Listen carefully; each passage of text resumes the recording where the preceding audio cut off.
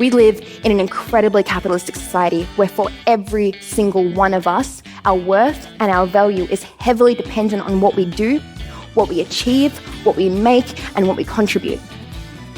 Autistic people who are unable to be a productive cog in this capitalistic machine are seen as less than and given the label of low functioning.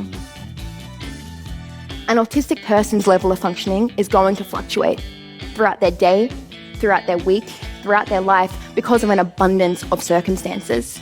For those who don't know about functioning labels have historically, stereotypically been used in order to associate one group of autistic people over here as being less autistic, as having less support needs, as therefore being high functioning. And another group of autistic people over here on the spectrum as being more autistic, as having higher support needs, as being low functioning. We need to see functioning labels for what they really are. How capable is this person of blending in with the rest of us normal people?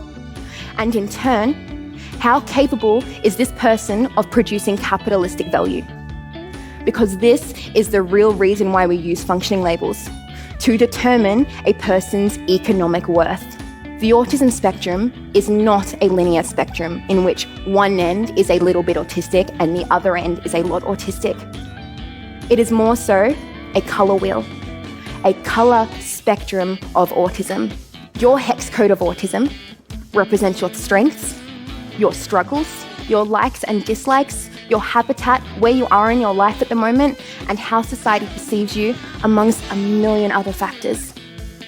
Just as no colour is more or less than another colour, no autism is more or less than another autism.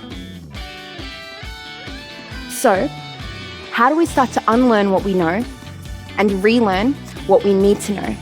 In 2022, I made history as becoming Australia's first ever openly autistic actress.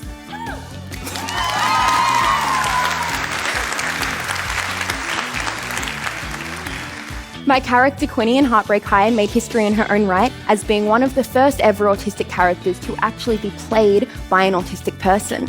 We need to see autistic people behind the cameras. We need to see them as directors, in writers' rooms, as teachers, as doctors, as politicians in positions of power, because autistic people are good as hell at doing that.